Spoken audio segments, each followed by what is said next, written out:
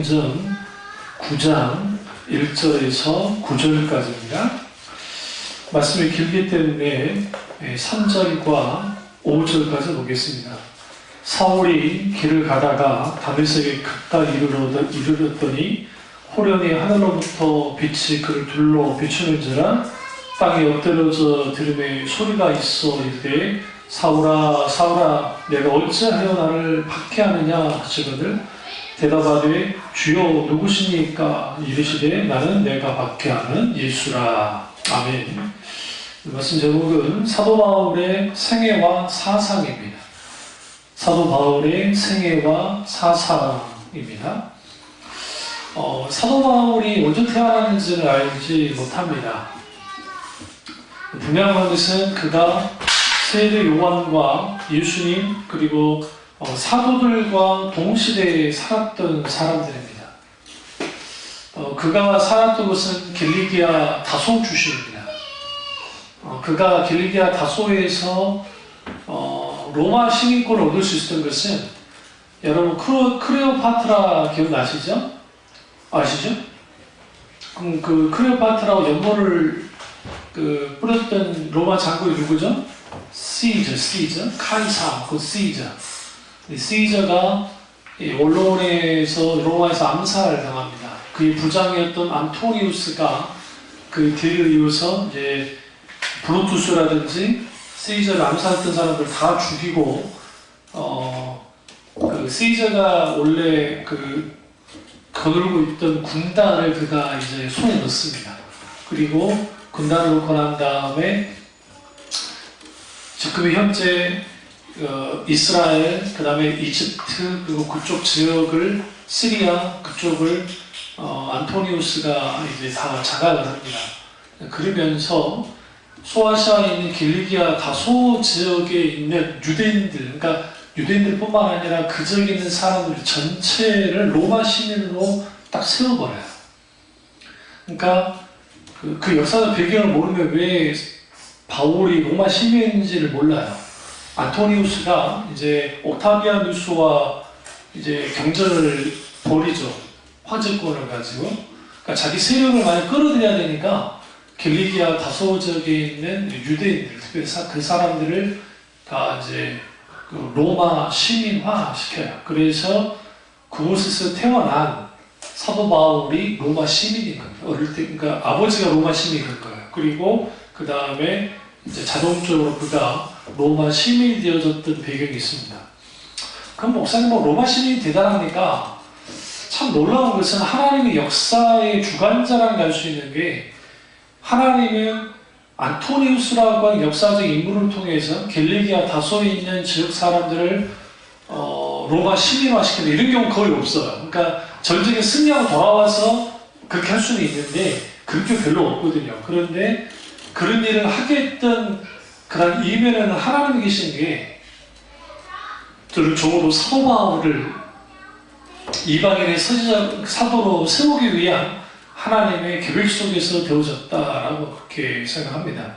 왜냐하면 바울이 로마 시민권이 없었으면 절대로 로마에 가기가 쉽지 않았을 겁니다. 그러니까 예루살렘에서 그냥 순교당할 수 있었던 상황이었지만 그가 로마 시민이었기 때문에 보호를 받았고 결국은 가이사 앞에, 시저 앞에 설 수 있는 그 당시 시저는 이제 티베루스 이후에 가리굴라 가리굴라 후에거든요.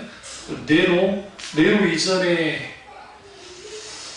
황제가 있는데 어쨌든 그런 황제들이 이제 있던 그 시절에 이제 그렇게 그가 이제 그렇게 되어집니다. 그런데 사도 바울에 왜 중요하냐면 사도 바울은 헬라파 유대인입니다. 그리고 정통파 힐레락파라고 하는 그 락비의 문화생입니다. 그러니까 오늘날 말하면 서울대생이라고 생각해요.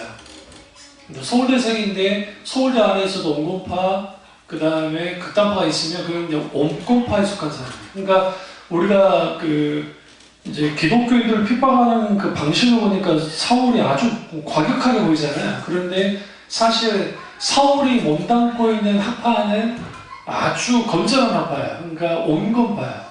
그리고 예수님은 그 힐리라파를 한 번도 청구한 적이 없어요. 그럼 예수님 당시 삼바야파라고 있었는데 이 사람들이 극단주의자예요. 그러니까 바리새인들과 관계가 있는데 이 사람들이 이제 그 밀가물 그 안식일날 배가 고파서 밀을 이렇게 막 해가지고 먹거든요. 까가지고 그러니까 샴바야파 하는 사람들이 이걸 갖다 공격을 해요. 안식일 먹였다고. 그러나 힐레아파 사람들은 그 법안가 아니다. 그건 가능하다. 라고 보는 게 온건파입니다. 그러면 사울이 온건파임에도 불구하고 예수님의 제자들, 초대교회 교인들을 이 정도로 핍박한 이유는 뭐냐면 이게 아니라고 생각한 거예요.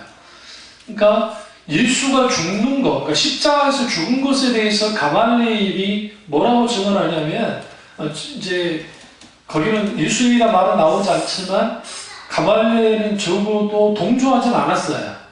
바리새인들과. 그러니까 사울의 스승이었던 가말리엘이 예수님 죽이는데 동조하지 않았다. 그러면 그 제자 또한 동조하지 않았겠죠. 그런데 문제가 뭐냐면 예수가 부활했다니까 문제가 있는 거예요. 예수가 갑자기 부활했다. 그리고 승천했다. 라고 하니까 눈 겁니다. 그러니까 예수가 죽었다. 라고 하는 것은 정말 괜찮은 선생이었는데 또 죽을 만큼의 죄를 지은 사람은 아니었는데 죽었다는 생각 정도는 했는데 이거 살아났다고 하니까 이거는 뭐로 생각하냐면 아주 극악한 이단으로 생각하는 거예요. 그래서 그가 직접 대제사장에게 가서 고난을 달라고 하고 사람들을 잡아들이며 또 이제 그가 억압하는 일을 앞장선 겁니다. 그러면 적어도 예수님에 대한 그의 생각이 어떻게 온건한지를 알 수 있냐면 예수님을 만나잖아요.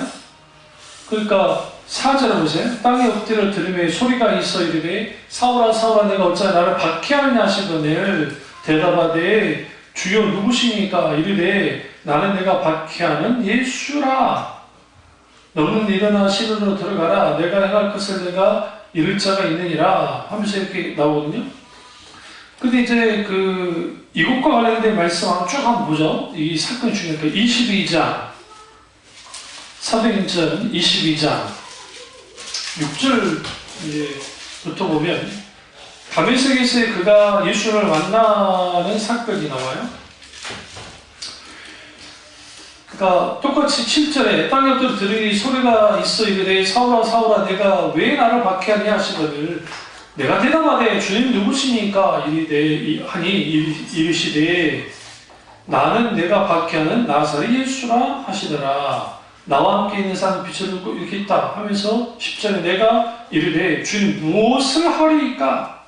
주께서 이르시되 일어나 다메섹으로 들어가라. 내가 해야 할 모든 것을 거기서 누가 이르리라 하시거늘 하면서 이제 제자들을 박해하는 게 예수님을 박해하는 것이다 라는 표현을 계속해요. 또 한번 보죠. 26장 12절부터 보시면 사도행전이에요. 26장 보면 이때 14절 우리가 다 땅에 엎드려짐에 내가 소리를 들으니 히브리 말로 이르되 사울아 사울아 내가 어찌하여 나를 박해하느냐 가시체를 뒷발질하기가 내게 고생이니라. 내가 대답하되 주님 누구시니까? 주께서 이르시되 나는 내가 박해하는 예수라. 일어나 너는 발로 서라. 내가 내게 나타나는 것은 곧 내가 나를 본 일과 장차 내가 내게 나타난 일의 노로 종과 증인으로 삼으려 함이니. 그러면 이 사울이 여기서 하나 따질 게 아니고 그냥 짚고 넘어가는 거. 어떤 목사님들을 설교하시는데 사울이 바울로 바뀌었다고. 이건 정말 그냥 가슴 아픈 설교예요. 사울이 이제 헬라어나 이제 라틴어 쪽으로 가면, 그러니까 이제 헬라어나 라틴어로 가면 바울이 되는 거예요. 그러니까 바뀐 게 아니에요. 히브리어로는 사울이에요. 헬라어로는 바울이에요. 혹은 라틴어적으로는 바울이에요. 그래서 이름이 바뀐 게 아니에요. 이름은 똑같아요. 어떤 목사님들이 설교할 때 그러는 거예요. 아브라함이 아브라함이 되고 사울이 바울이 되고 그 다음에 야곱이 이스라엘이 되고 이름이 바뀌었다. 그러니까 오늘 이름이 바뀌어야 된다. 근데 사울하고 차이하고 상관없어요. 이게 성경에 대한 무지에서 나온 거예요. 그 전혀 아니라는 거 아셔야 되고요. 그러면 이제 중요한 게 예수님의 입장이에요. 그러니까 예수님 공동체를 핍박을 했잖아요. 그러니까 예수님 어떻게 받아들였냐면 너는 나를 핍박하고 있어. 네가 박해하는 게 예수다라고 주님 나타났었어요. 그리고 이제 여기서 뭘 담고 있냐면 우리 여기서 이제 어떤 글을 읽을 때 그 글 속에 담겨있는 그 여백의 의미가 있어요. 그건 뭐냐면 바울은 적어도 예수님을 박해하러 간 사람이 아니에요. 그 이유는 뭐냐면 예수님을 십자가에 못 박을 때 그도 6월절 절기라 하면 왔을걸요? 예루살렘 오지 않았을까요? 뭐 바쁜 거 안 와도 됩니까? 아니요. 이스라엘은 무조건 6월절 절기는 와야 돼요. 어디에 살아도. 1년에 한 번은 무조건 와야 돼요. 그러니까 그러면 바울이라는 인물이 어떤 인물이에요? 당연히 율법에 아주 열심히 있는 사람이니까 예수 처형 장소에 그도 함께 있어야 되는데 여기 성경 보시면 바울이 적어도 예수님 처형 장소에 있지 않았다는 것은 뭐는 의미해요? 적어도 예수님을 죽이는 게 정당하지 않다고 생각한 거예요. 가말리엘도 없었다고 얘기하잖아요. 왜 그러냐면 가말리엘은 불법이라 생각해서 그렇게 죽인 게. 그럼 어떻게 할 수 있느냐? 초대교회 사도들이 잡혀있을 때의 가말리엘의 태도를 보면 알 수 있어요. 이들이 만약 하나님으로부터 난 것이 어떻게 할 것이냐? 그러니까 이들을 핍박하지 말아라. 이건 하나님 뜻이 아니다. 그래서 가말리엘을 중저에서 풀려난 거예요. 이 사람들이 명함 맞고. 안 그랬으면 예수님처럼 다 죽여버렸을 거라고요. 그 바리새인들이.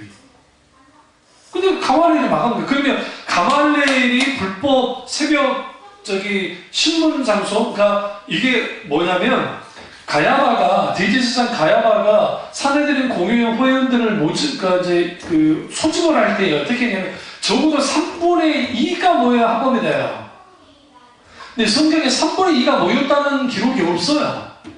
이 말은 무슨 말이냐면 자기 측근 사람들, 사내들인 공회 회원들을 끌어들여가지고 불법적으로 다 처리해버리는 거야. 그러니까 유대 법상에도 예수님 처형 이 결론이 이게 뭐예요? 불법이에요, 사실은. 근데 밀어붙인 거예요. 뭘로 밀어붙였느냐? 정치법으로 밀어붙인 거예요. 로마 법에, 그러니까 반란자나 하면서 밀어붙인 거예요.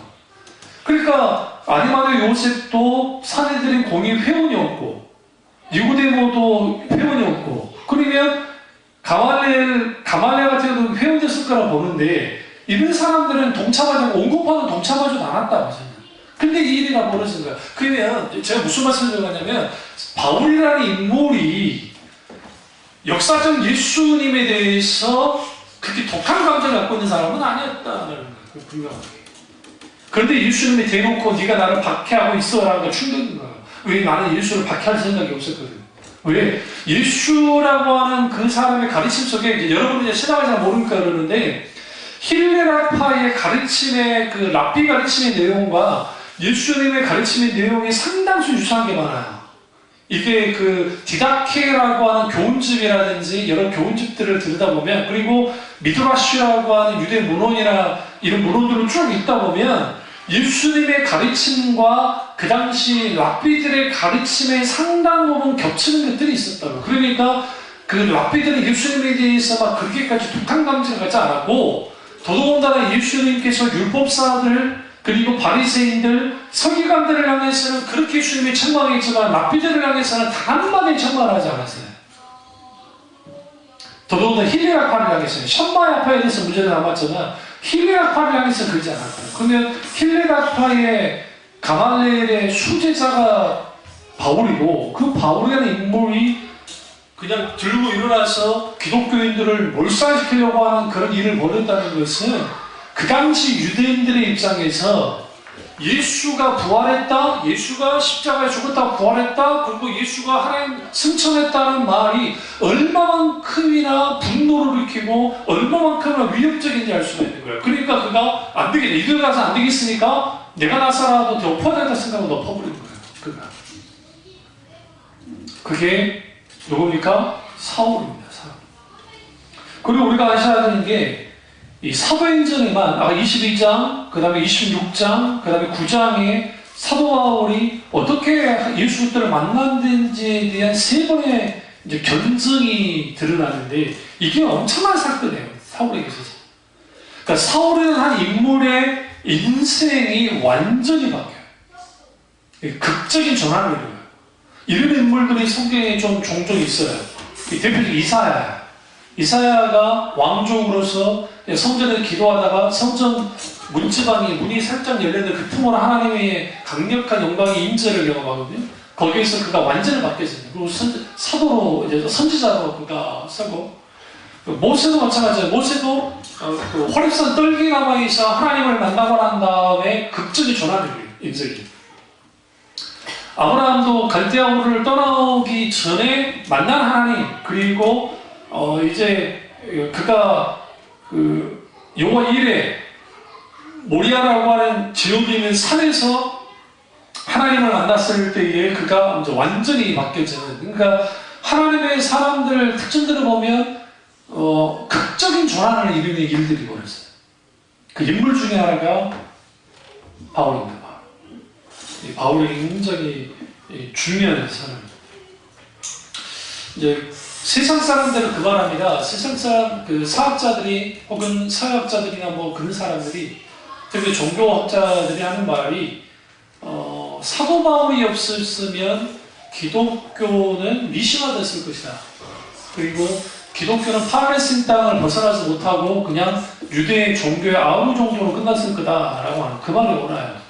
왜 그러냐면 사도 베드로, 사도 요한, 그리고 기타 등등 하나님의 사도들이 있었지만 그들의 한계는 뭐냐면, 그들의 한계는 글로벌한 사람들은 아니에요. 그러니까 유대 지역 한 지역에 있는 사람. 이번에 해줄까요? 우스개 여러분 좋은 건 안 되니까 제가 요수촌놈으로 서울을 한번 딱 올라왔는데 기절하는 거예요. 왜 기절하는 줄 알았냐면 너무 큰 거야, 빌딩이. 근데 그때 당시 빌딩이요, 그 서울역에 그렇게 큰 거 없었어요. 지금 생각해보면. 근데 우리 동네에 그 정도 빌딩은 없거든. 우리 요수시에. 뭐 말인지 아시죠? 그 못 보고 자라다가. 그러니까 우리는 이게 고개 들 일이 별로 없어. 다 비슷해요. 아파트도 별로 없었어요, 우리 때는.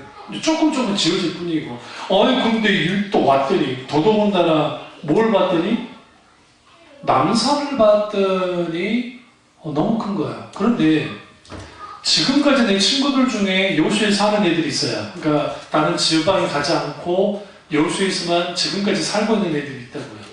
그 친구들이 가지고 있는 소위 말하는 뭐라고 그래요? 세계관이라는 표현이 그렇고 좀 시야야, 시야가 완전 달라요.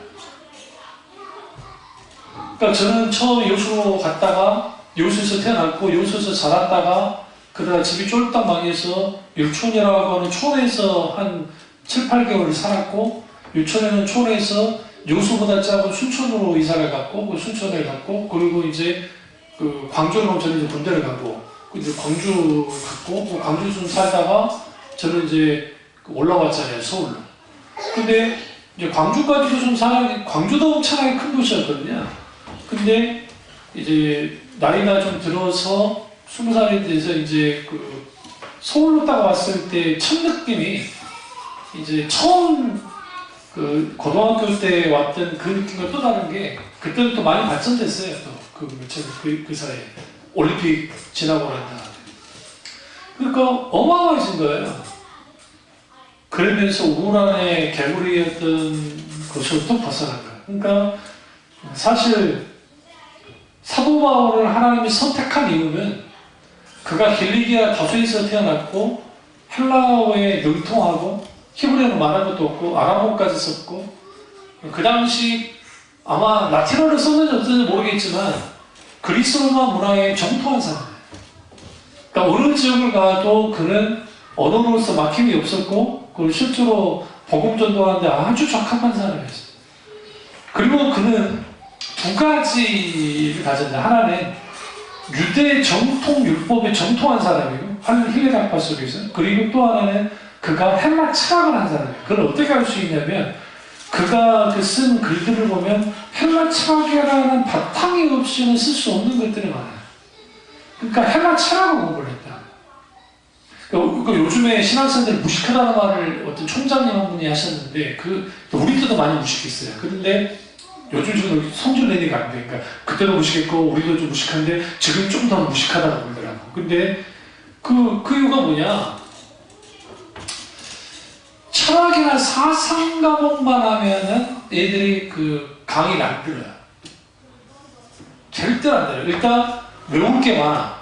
시험 보기 힘들어. 두 번째, 재미없어. 근데 꼭 커리큘럼을 짜도 점심시간 이후에 꼭 뒤집어야 과목을. 그러니까 다 입신하는 거예요. 배부르지. 배부르지. 졸리지. 근데 강의는 더 졸리지. 그러니까 입신하기 좋은 거예요. 다 천국 갔다 와요. 그리고 한 3-4명 눈이 바짝바짝 하고 있어요. 난 이제 그 중에 하나가 남들이. 그리고 나머지는 그 사상사에서 깊이 듣질 않아요. 그 리포트만 그냥 조금 써고 내고 100개가 좀 써내고 시험만 달달하게 외워서 익히는 정도가 되니까 사상이 안 돼요. 사상이. 철학이라고 하는 그 바탕이 쌓이지 않는 거예요. 그러니까 당연히 현저하게 가벼워질 수밖에 없어요. 현저하게. 그러니까 이런 일들이 일어나는데 베드로 못 배웠죠? 안드레아는 다 못 배웠어요. 좀 그나마 좀 괜찮은 사람이 마태인데 마태는 셈이 맑은 사람일 뿐이지 그러지 못하고. 그러면 그렇게 헬라어를 했던 사람이니까 헬라어로 성경을 썼어요. 그런데 그 중에 예수님의 12제자는 괜찮은 놈이 가룟유다야, 가룟유다. 사기관이었을 거라고 보는데 그 가룟유다는 예수님 팔아먹고 자살에 죽어버렸고.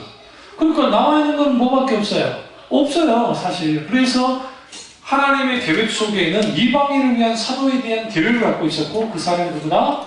바울이었다. 그리고 바울의 로마서와 갈라디아서가 없었으면 기독교는 이미 끝장이 났어요. 끝장이. 물론 이거 아셔야 돼요? 사도 바울이 신약 성경에 3분의 1을 썼지만 그러나 내용상 분량으로 따졌을 때에는 지금 이 사도행전에 저자인 누가가 아주 큽니다. 그러니까 누가복음과 사도행전은 누가가 썼는데 이 두 문서만 합해도 어마어마해요. 왜냐하면 숫자만 봐도 장수로 봤을 때. 왜냐하면 서신서는 4장 몇 장 그로 끝나잖아요. 그리고 분량으로 봤을 때 상당수를 사도 요한이 차지를 해요. 요한복음이 있고 그 다음에 요한 1, 2, 3서 계시록기까지. 그러니까 엄청난 그 분량을 또 차지하고. 그런데 그럼에도 불구하고 사도 바울이 없으면 기독교는 미션화 될 수밖에 없는 게 기독론, 그리스도론, 그 다음에 종말론, 그 다음에 신론, 하나님과 관계돼서, 그리고 기타 등등 거기에 있는 그 여러 조직 신학의 틀을 누가 만든 거냐면 바울이에요. 여러분이 구원의 확신이 흔들린다 만약에 우리 교회 다니면서 뭔가 하나님에 대한 그 믿음이 문제가 생긴다면 로마서를 깊게 읽어야 돼요. 왜냐하면 로마서에 복음의 그러니까 구원의 보화가 다 들어있어요. 복음의 진수가 다 들어있어요. 사실 혹자 이런 말까지 했어요. 성경 다 없어져도 로마서만 있으면 적어도 하나님의 구원의 역사가 나타난다 할 만큼 로마서가 되는 거예요. 로마서. 그래서 로마서가 썼고 그리고 그걸 통해서 다신교적인 사회 속에서 어떻게 기독신앙이 얼마나 우월하고 그리고 얼마나 진수인지를 그가 온전히 드러내는 게 로마서입니다. 물론 그가 옥중서신에 썼던 빌립보서 아주 주옥 같습니다. 굉장히 대단한 그 말씀들을 그가 기록을 하죠. 그런 헬레니즘, 그러니까 정통파 유대인이긴 하지만 헬라파 유대인이었고 나온 지 8일 만에 할례를 받았고 그 다음에 이스라엘 족속이자 베냐민 지파의 사람이었고 히브리인 중에 히브리였고 율법으로는 바리새 파적이었습니다. 그리고 율법에 이르는 흠이 없는 자를 소개할 만큼 그만큼 그 열정이 있고 대단했던 사람이 바울입니다. 또 어떤 목사님들은 그 바울이 가난했다라고 하는데요. 무엇에 근거해서 그런지는 모르겠는데 그 자주장사하죠. 그 자주장사 했던 자매와 함께 온라인으로 말하면 자비량 목회를 해요. 그게 이제 검도회에서만 그런 거 일부러. 다른 지역에서는 이제 우리 목사님들이 사랑을 받으면서 사용을 하는데 그 지역에서만 그랬어요. 그 이유가 뭐냐면 그 지역 자체가 그 소위 말하는 그러니까 돈으로 모든 것을 하려고 하는 그 종교적 사제가 많았다고요. 그것과 대비해야 되기 때문에 그래서 바울이 일부러라도 자비량으로 갑니다. 자비량으로. 그때 자주장사거든요. 자주천을 그러니까 어떤 천에다가 자주색의 그 염료를 가지고 염료로 천을 물들여 가지고 만들어낸 원단 천이에요. 근데 자주색은 누구만 입을 수 있어요? 황제 혹은 왕족들이에요. 그럼 생각해보세요. 납품할 때 누구한테 납품하겠어요? 거린들한테 납품하겠어요? 아니요. 누구한테 하겠어? 당연히 왕족들이나 혹은 귀족이나 혹은 왕에게 그들에게 납품하는 일을 한 거예요. 자주장사 자체가 그거예요. 그러니까 우리가 생각하듯이 바울이 그 옷장사에 요즘으로 하면 원단 장사에 있다고 해서 원단 뭐 싸우리 원단 싼 원단 가지고 막 장사했던 사람이 아니고 그 물든 그런 그 만드는 사람이 아니고 거기에서 고도에 근데 그 자주색을 낸다는 게 쉽지가 않았어요. 여러분 그 쉽게 낼 것 같으면 누구나 다 만들죠. 그런데 그거는 색을 구하기도 힘들고 그걸 만들어낼 수 있는 공정도 복잡하고 아주 고도의 기술이 필요하단 말이에요. 그 기술을 어디서 가져왔겠어요? 적어도 자기 집안에서 했든지 아니면 배웠든지 했을 거라고요. 그러니까 적어도 그의 형편이라는 게 복음 전도할 때는 힘들게 지냈을지 모르지만 적어도 그가 가난한 사람은 아니었다는 거예요.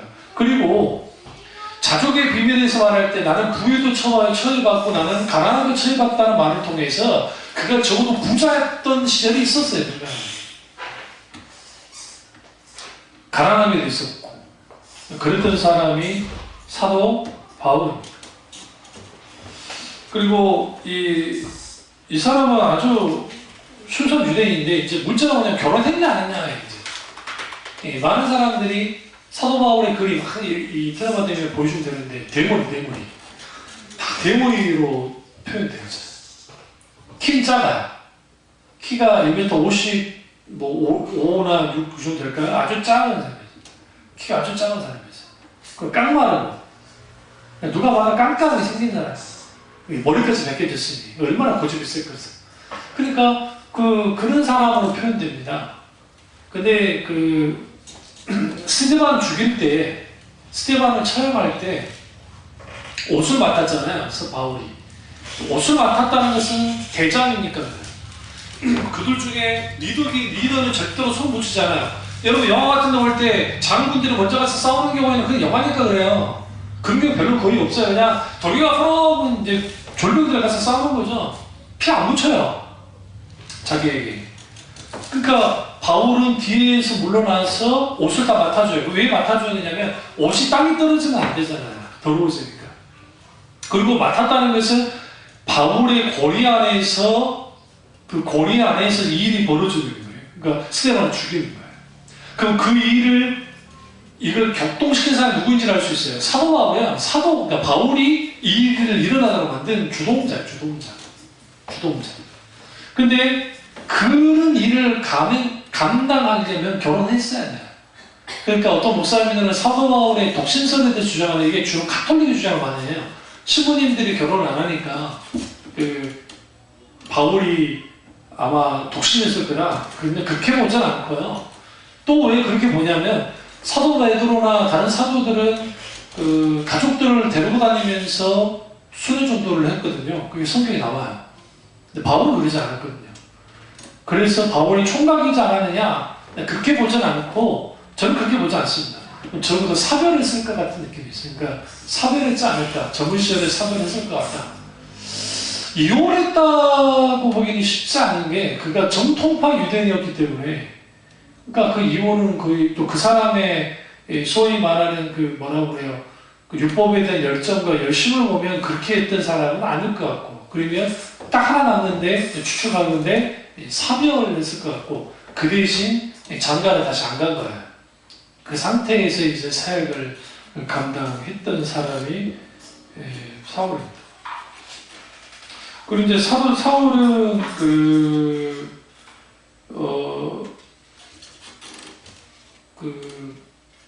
그의 생애를 보면 생애 전반부와 후반부가 극명하게 차이가 나요. 사도 바울이 그 서신주 중에 가장 늦게 쓴 게 디모데 전후서예요. 디모데 후서가 제일 마지막. 그러니까 사도 바울이 마지막 이제 순교를 앞두고 썼던 게 디모데 후서예요. 그래서 여러분 디모데 후서는 아주 원숭미가 담겨 있습니다. 우리가 성경을 그냥 쉽게 봐버리니까 그러는데 원숭미가 있어요. 근데 그 전에 서신들, 그러니까 사도 바울의 서신들이나 사도행전에 나타나는 사도 바울을 보시면 아주 대쪽 같습니다. 선비 같은 모습이에요.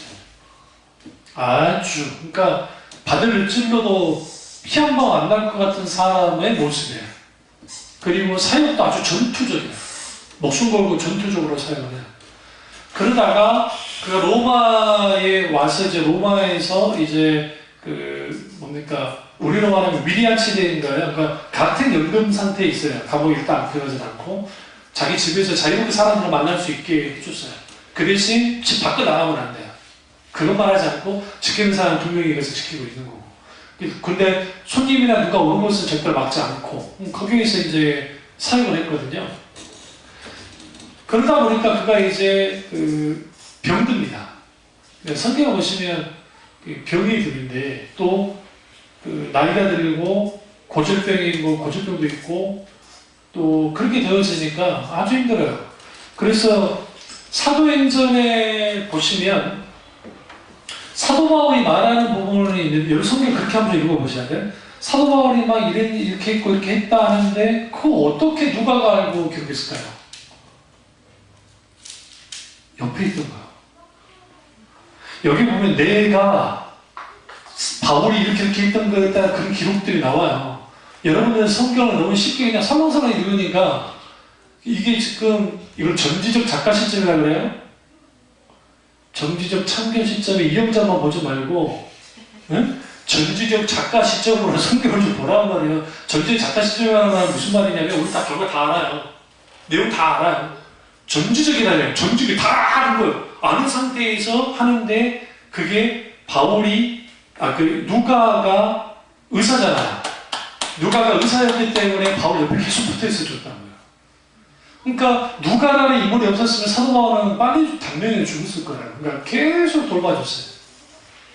근데 누가보다는 안 되겠는 거예요. 그러니 마가 요한을 불러와라. 요한이 이렇게 너무 필요하다 하고 이제 그 믿음의 동지들을 빨리빨리 불러오고. 그러니까 그 전에는 그 스승이 없고 자기를 끌어줬던 바나바와 마가 요한 때문에 들이받고 후배가 바나바, 여러분 성경에 보시면 바나바가 어떤 사람인 줄 아세요?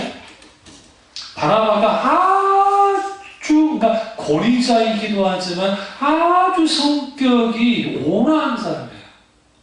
바나바라는 인물 자체가. 근데 송곳 같은 이 대쪽 같은 성격의 바울이 선배한테 들이받아버린 거예요. 마가야 못 데려갔다. 성경이 이렇게 말합니다. 둘이 심히 다퉜더라. 여러분, 자, 그랬죠? 아무리 성격이 좋아도 건들면 터져요. 폭발이. 바나바가 폭발할 정도로 바울이 엎어놓은 거예요. 그래서 둘이 쪼개진 거예요. 그래서 다윗과 이제 팀이 된 사람이 실로아노 혹은 신라라는 사람인데, 그 신라라는 사람은 어떤 사람이에요? 아주 그러니까 포용력이 있을 뿐만 아니라 잘 맞춰주는 사람이에요. 성경에 보시면 신라가 어떻게 나서가지고 어떻게 했다는 기록이 없어요. 사도 바울은 아주 서포트를 잘 해줬던 사람이에요. 심지어는 둘이 이제 편 먹어가지고 이제 제2차 전도여행을 갔는데 사울독에 권장받았잖아요. 바울독에. 누가? 신라가. 그때 니 때문에 내가 니 따라와가지고 매 맞았다 그러지 않아요. 같이 하나님 앞에 영광을 드리고 막 정말 하모니를 느끼는 거예요. 그러면서 사도 바울이 사역을 쭉 해나가요. 그리고 이제 사도 바울을 어떻게 꺾어놓냐? 교인들이 꺾어놔요. 교인들이. 그 교인들이 어느 교인이냐? 고린도 교인들. 무려 그게 한 15개월 이상을, 13개월 이상을 고린도 교회에서 목회를 했거든요. 그러니까 얼마나 애정이 있어서 그렇겠어요. 그렇게 에베소 교회, 여러분 터키 가셨던 게 에페소 교회, 에페소 지역에 있는 교회 외에 고린도 교회만큼 오래 있는 적은 없었어요. 그러니까 그만큼 아주 사랑하는 교회였는데 그 교인들을 말하는 뻔서 좀 보세요. 바울은 참 글을 잘 쓰는데 설교가 형편없다는 거예요. 아, 설교 정말 개딱 같다고 막 그러는 거야. 누구한테 지금? 사도한테. 저 같으면 어떻게 나와요? 저것들을. 그러면 여러분 그 시대의 배경을 좀 아셔야 되는 게, 그 당시에 사람들은 수사학이라는 게 있어요. 제가 지금도 후회하는 것 중에 하나가 신학할 때 수사학을 배울 걸. 그러니까 아니면 일반 대학원이라도 가서, 일반 대학교 대학원이라도 가서 수사학을 배울 거를 지금도 후회해요. 이현웅 교수님이 수사학을 공부하셨거든요. 그리고 지금 돌아가셨지만 서울신대에 그 이상은 예전에 탁장도 하셨고, 김상훈이 이상은 맞나? 저기 그 이상훈 교수님이 그 수사학을 하셨어요. 그분들의 그 글들을 읽으면 흉내를 못 내겠어요. 제가 수사학만 했었다 한다면 제 소설이 완전히 달라졌을 거예요. 농담 아니고. 아주 소설이 정말 화려했을 거예요. 근데 그 수사학을 공부하지 못한 야초도 지금도 좀 한이 되는데, 지금 공부하는 소리는 하지 마세요. 지금 머리가 안 돌아요. 근데 거기에 그 시대에는 언변술 좋은 사람이 먹히는 시대였어요. 그러니까 사도 바울은 말 그대로 사람의 지혜로 하지 않고 성령의 능력으로 복음을 전한다 했잖아요. 그러니까 초점이 사람에게 맞춰 있지는 않아요. 복음 전도할 때는 헬라인이든 유대인이든 그렇게 맞추긴 했지만, 적어도 하나님 말씀 수업할 때 그러지 않았거든요. 그러니까 이게 문제가 됐고, 더 문제는 뭐냐면 파벌이에요. 파벌. 고린도 교회 4개의 파벌로 나눠졌는데, 하나는 아볼로파, 하나는 바울파, 하나는 베드로파, 가장 센 파가 하나 있었는데 그게 뭐냐면 그리스도파. 예수님이 대장이잖아요. 대장파. 이 중에 그리스도파라고 하는 사람들이 되게 없었다고요. 많은 신학자는 그렇게 봐요. 그러니까 고린도 교회 분란은 거의 다 이렇게 있어요. 이상하게도 분강사 목회하는 목사님들 교회, 은사주의적인 교회들이 뭐가 끊이지 않냐면 분란이 끊이지 않아요. 이상할 정도로. 왜 그러냐면 질서 있게 하고 그 다음에 권위 아래서 해야 되는데, 자기들이 은혜 받고 뭔가 은사 받잖아요. 그러면 그게 자기들 마음대로. 그나마 좀 계란상 같은 목사는 괜찮아요. 막 카리스마가 장렬이면 그 카리스마에서 어쩔 수 없이 눌리는데, 목사가 조그마한 톤을 보이잖아요. 그러면 아주 못 보듯이. 그래서 은사주의적인 교회는 누가 감당할 수 있느냐? 그 은사를 경험한 목사예요. 강력한 은사. 그와 동시에 그 하나님의 말씀의 균형을 맞출 수 있는 그런 분들이 가야 그 전에 있던 은사주의적인 교회로 흘러가지 않지, 그러지 않으면 계속 은사주의자로 흘러가요. 그러니까 은사주의자로 흘러가면 무슨 일이 벌어지냐? 결국은 이런 분들이 많은 부분을 본전에서 뻔해요. 그게 경건주의 운동이라는 독일에서 일어났던 경건주의 운동가 그런 일이 벌어졌고, 모라비안이라고 하는 사람들도 아주 경건한 사람들이었지만 그들이 그러다 이단화되어져 버리고, 아니면 역사에서 일종의 은사주의자들이 이렇게 은사만 하니까 막 대단할 것 같은데 그게 힘발휘를 못해요. 어느 시점 되어지면 이게 안 끝나가요. 그럼 더 극단적인 걸로 흘러가요. 그러니까 하나님의 말씀과 성령의 놀라운 역사의 조화가 없으면 어느 교회이든 이제 문제가 되는 거죠. 근데 그 두 개를 다 할 수 있는 사람이 누구예요? 바울이에요. 말씀과 성령의 조화 가운데 있는 모든 사람을 감당했던 사람, 그 사람 바울입니다. 그 사람인데 그게 들이받아요. 근데 여러분 놀라운 게 뭔지 아세요? 제가 눈물이 나는 게 그 고린도 후서를 보면서 사도 바울이 이렇게 말해요. 나의 사랑하는, 나의 피 같은, 나의 뭐 그 같은 그러한 교우들을 위해서 말합니다. 그러니까 바울이 누구한테 속을 많이 썼냐면 그 고린도 교인들한테 엄청난 속을 써요. 데살로니가 교회는 종말 문제 때문에, 재무 문제 때문에 좀 속을 썩이고, 그리고 이후에 에베소 교회나 그런 교회들이 이제 이후에 뭐 여러 가지 있지만 어쨌든 그 바울이 일련의 목회 활동과 사역을 통해서 그가 꺾여져 나가기 시작하면서 성품이 어떻게 바뀌냐면 신약에서 예수님을 가장 가까이 담은 사람이 바울이에요. 사도 바울. 구약에서 예수님을 가장 가까이 담은 사람 누구라 했죠? 요셉이 예수님을 가장 가까이 담은 게 있습니다. 그러니까 그런 의미에서 사도 바울은 아주 위대한 사람입니다. 근데 이제 저 같은 경우에는 어릴 때 사도 바울보다는 요한이 아주 좋았기 때문에 요한복음에서를 받았고, 요한복음에서 구원의 놀라운 중생의 역사, 그리고 요한복음에서 소명과 사명의 말씀들을 받았기 때문에 요한에 대한 사랑이 저는 지금도 아주 사랑합니다. 그러나 제 신앙의 토대이자 뼈대가 되는 것은 사도 바울의 로마서입니다. 로마서가 읽어지기 시작할 때, 로마서 좀 어려워요, 여러분에게.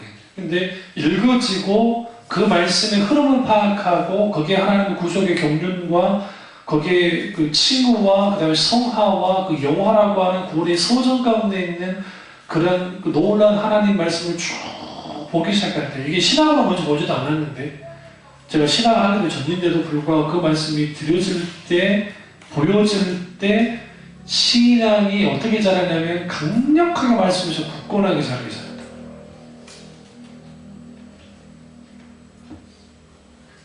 한때 용산에 있는 그 아무개 목사님이 잘 나갈 때 그 파워 로마서라는 책을 썼는데 지금 홍대에서 목회한다고 하는데, 제가 그 파워 로마서라는 책을 읽고 분노했어요 그때.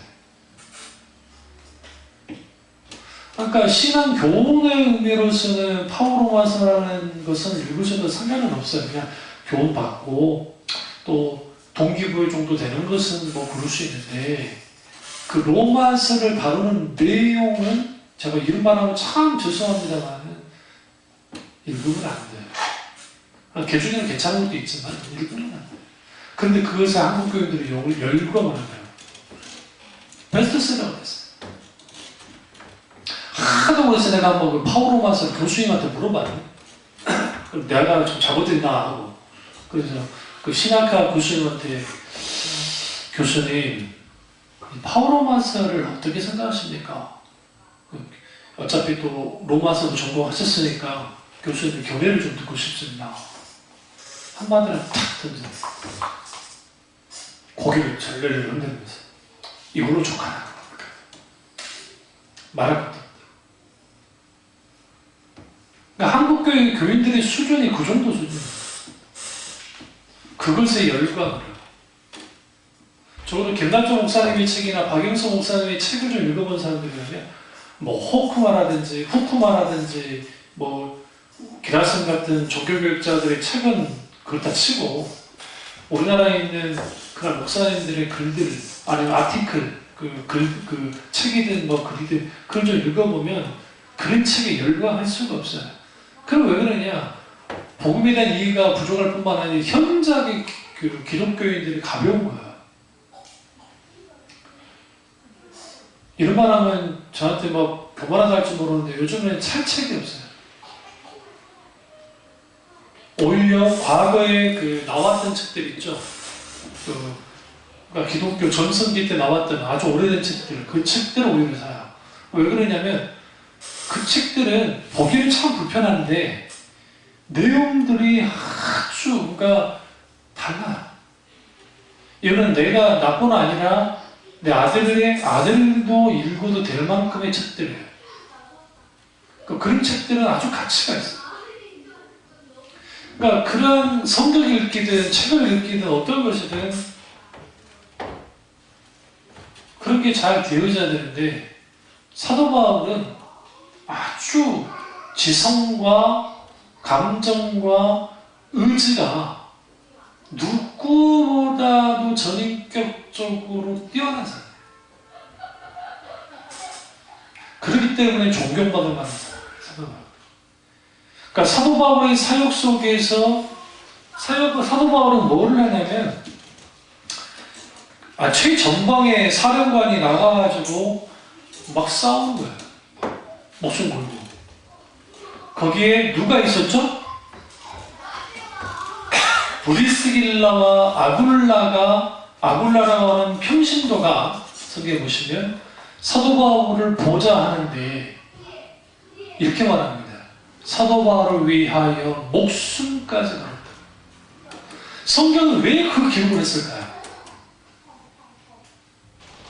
그러니까 여러분의 목사를 위해서 목숨 걸어라는 게 아니에요.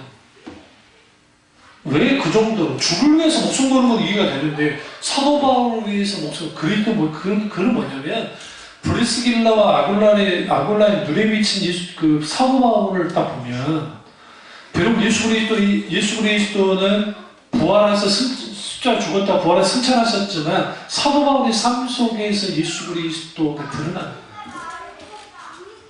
그러니까 이 사도 바울은 살아남고 계속 복음을 전하고 대신 자기들이 죽어서라도 단 하루라도 더 복음을 전하는 사역을 감당하기를 원했다는 거예요. 그게 평신도와 목회자의 사역의 아주 정말 아름다운 모습을 보여줍니다. 그 외에도 사도 바울을 로마서 마지막 뒤에 보시면 사람들이 다 문안편지 나오죠. 우리 문안편지 나오면 아이씨 왜 문안하고 난리야. 사람 뭐 이거 내가 알아? 솔직히 나도 모르는 사람 많아요. 근데 왜 하는 줄 아세요? 역설적으로 생각해 보세요. 그 시대에 대단한 사도가 일반 평신도에게까지 관심이 있다는 것은 뭘 의미합니까? 과거에 설 읽었을 때 들이받았던 사도 바울의 모습과 전혀 달라요. 평신도의 신앙들을 인정을 해주고 그리고 그들이 동역자로서 충분히 받아들입니다. 그리고 로마 교회를 향해서 말합니다. 지금 이런 평신도들이 이러한 사역 가운데 저와 아름답게 예수님의 제자로서 이러한 사역을 감당하고 있으니 우리도 또한 이러한 하나님의 사람들이 되어야 된다고 하는 그런 것을 은연중에 계속 말하고 있는 거예요. 그 사람이 누굽니까? 바울입니다. 그래서 바울이 개척한 교회는 수를 셀 수가 없습니다.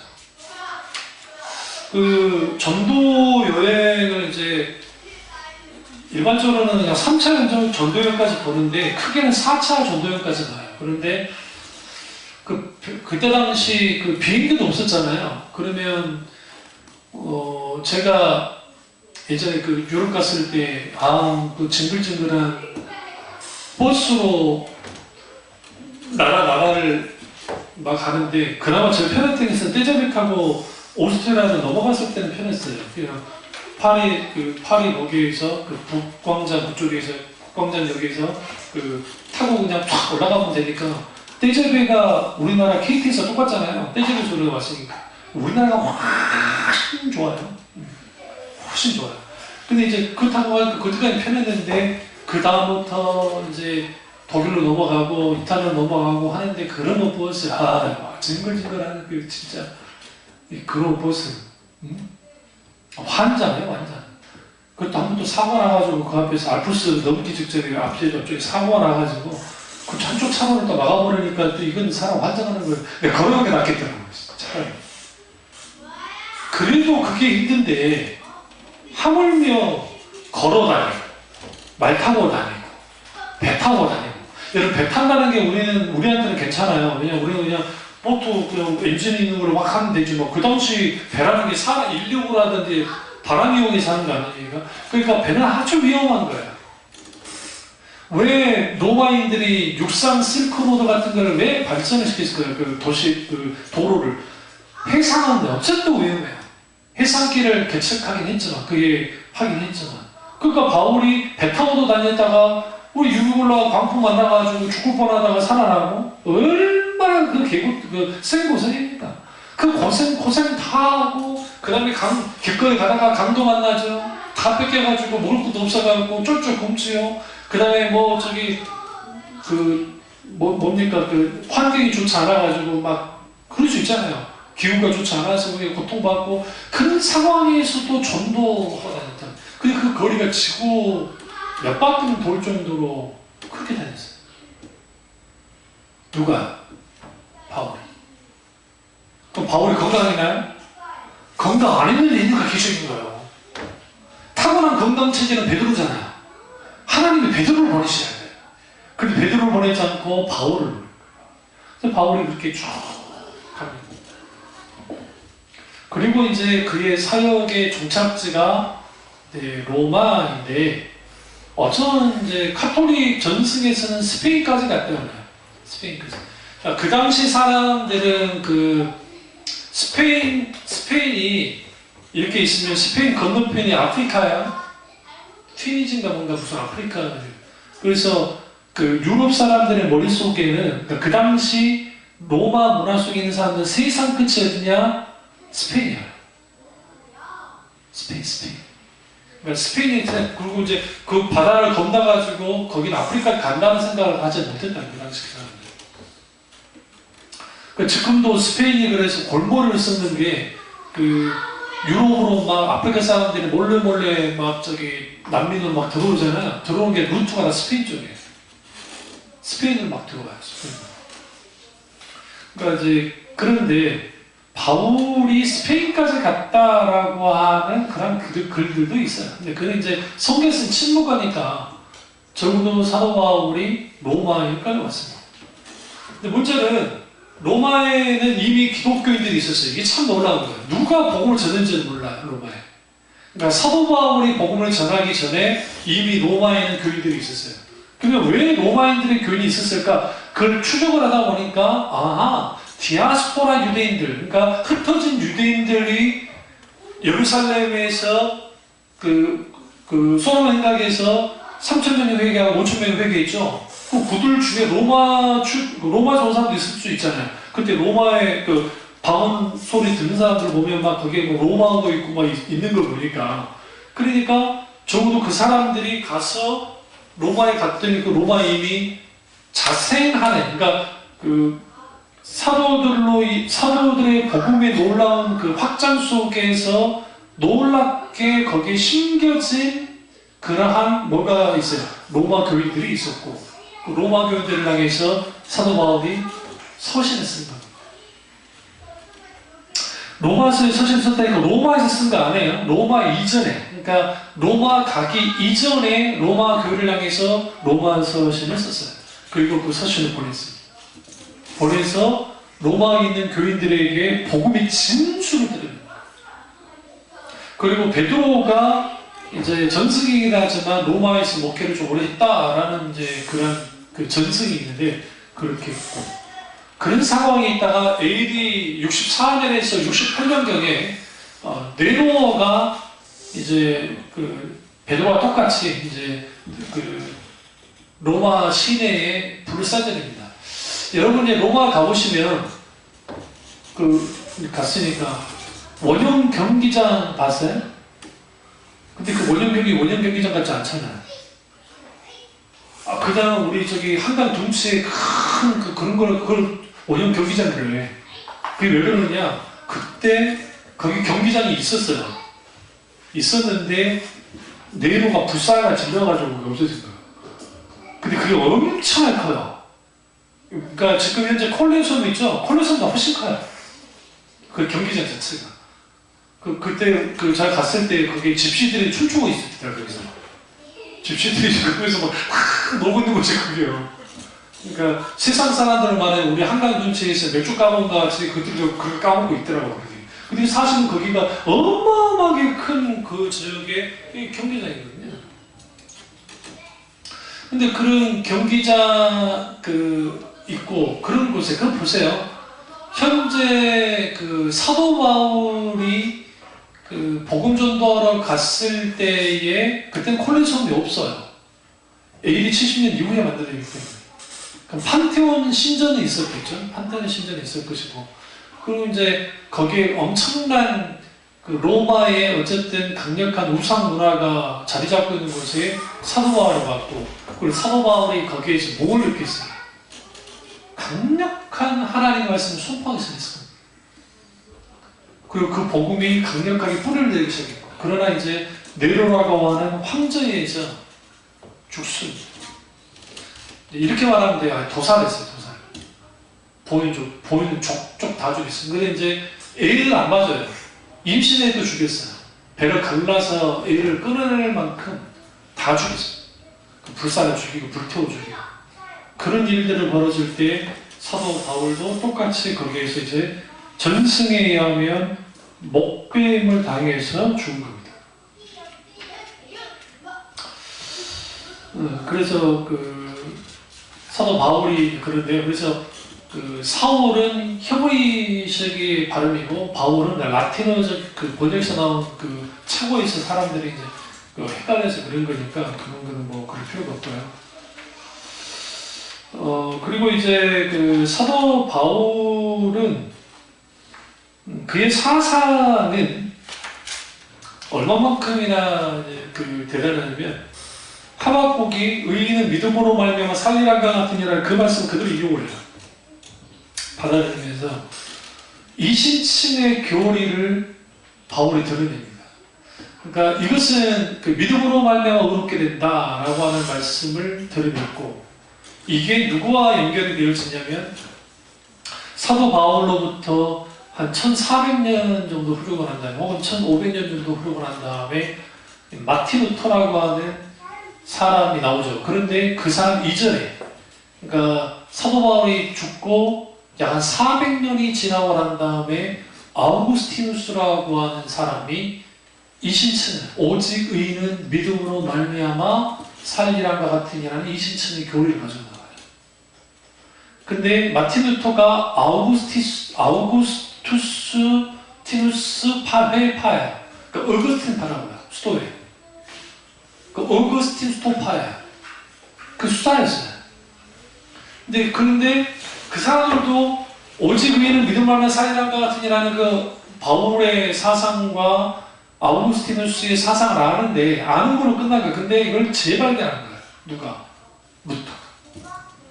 루터가 재발견한 그걸 통해서 종교교육이 일어나고, 종교교육이 일어나서 오늘날 우리 교육교회가 생기고 개신교회. 그러니까 개신교회는 바울을 빼놓고는 이야기할 수가 없어요. 그러니까 사도 바울이 아니었으면 개신교를 존재할 수 없었기 때문에 지금의 제2적 종교인 카톨릭만 존재했을 거예요. 근데 그 기적을 일으켰던 게 뭐냐? 로마서예요. 아우구스티누스도 로마서에서 깨뜨려졌고, 어거스틴도 루터도 로마서에서 완전히 깨뜨려집니다. 그 로마서의 재발견이 결국 뭘 가져다 줬냐? 오늘날의 복음의 유산을 가져다 준 겁니다. 그리고 사도 바울은 학자이자 또 말씀 교사였지만 동시에 강력한 성령의 사람이었습니다. 그래서 그런 성령의 은사에 대해서 누구보다도 조목조목할 만큼 고린도교회를 향해서 로마교회를 향해서 똑같이 12장에 로마서 12장 그 다음에 고린도서 13장 거기에 은사와 관련되어 있어서 쭉 다룹니다. 그러니까 누구보다 은사를 잘했던 사람이고 누구보다도 영적으로 깨어있었고 성령의 강력한 역사심이 있었던 사람이에요.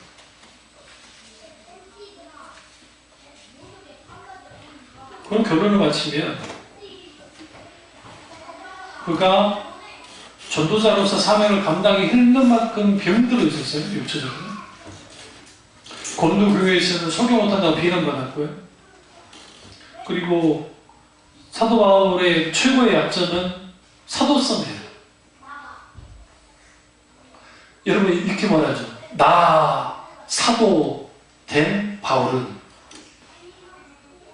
언제 베드로가 나 사도 베드로는 그러지 않아. 왜 그럴까요? 예수님의 직계 사도이기 때문에 베드로 하면 다 사도인 줄 알아요. 그런데 그러니까 베드로 그 사도 바울한테 계속 딴지 걸었던 반대파들이 저 딴지 때문에 누가 니한테 사도라고 그랬냐고. 네 사도성이 어디 왔냐? 네가 뭐 예수 직계 제자였냐? 뭐 12제자 중에 하나였냐? 갈릴리가 죽고 난 다음에 뽑은 게 네 사도 그러니까 바울을 뽑았냐? 마띠아를 뽑았지? 그러니까 바울이 뭐라고 하냐면 나는 마지막 막내라고요. 사도 중에 막내인데 예수 그리스도를 다메섹에서 만났을 때 그분이 나를 사도로 선택하셨다. 이방인의 사도로. 그래서 나는 사도다. 아포스톨로스. 사도라는 뜻은 보내심을 받는다는 뜻이에요. 그러니까 주님께 보내심을 받은 자이다. 나의 사도성은 예수 그리스도께 있다라고 나옵니다. 그러니까 사도 바울이라는 인물이 베드로와 다른 사도들의 사역보다도 어떤 면에서는 좀 많은 부분에 있어서 그 한계를 가져요. 정통성이라는 의미에서. 그런데 그 정통성을 충분히 깨뜨렸던 건 뭐냐면 그가 복음전도에서 충분히 이겨요. 그러니까 다메섹에서 회심하고 난 다음에 다메섹에 있는 유대인들을 뭘로 깨뜨리죠? 그의 언변으로 눌러버리잖아요. 얼마나 대단해요. 복음의 언변으로 마치 복음이 제대로 이해가 안 됐을 텐데 이거 눌러버려요. 그러고 난 다음에 얼마나 격했으면 그걸 죽이려고 하니까 광주에 내려가지고 도망치게 했잖아요. 그리고 그가 복음 전도할 때마다 막 싸우는데 내부적으로는 사도성에 대한 문제, 그리고 외부적으로는 변절자라는 문제를 가져요. 그러니까 변절자죠. 유대의 종교 입장에서. 그러니까 베드로는 안 되는데 나도 요한은 이것들은 원래부터 예수쟁이니까 그렇다 치는데 니는 유대 종교 잘 믿고 있다고 또 가말리엘 문화에 그 가말리엘 수제자가 되는 거지 이렇게 변절돼가지고 그 변절자라고 하는 그런 게 있고 그래서 그가 예루살렘으로 이제 왔을 때 유대인들이 그를 죽이려고 40일 동안 막 그러니까 죽을 때까지 금식하겠다고 하면서 40명이 그러고 있었다고요. 죽이겠다고. 그러니까 얼마나 미웠는지 그러니까 이런 말을 해요. 많은 학자들이 예수님을 미워했던 것보다 사도 바울을 더 미워했어요. 그 미움을 받았던 사람이 누구예요? 바울이에요.